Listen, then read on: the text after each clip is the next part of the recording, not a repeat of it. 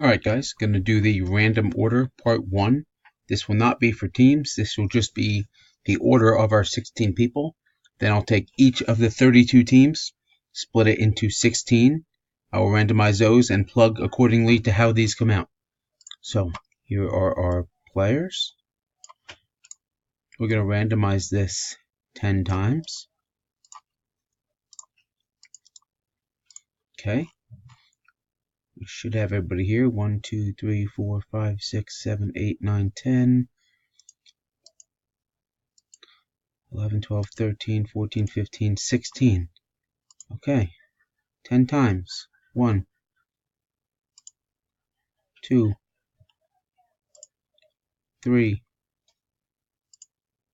4, 5,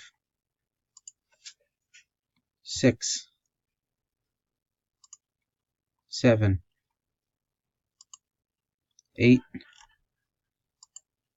9, and last one, this is our order, 10. Okay.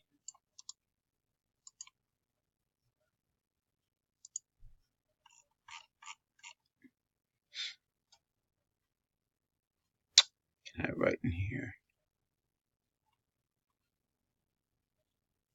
There we go.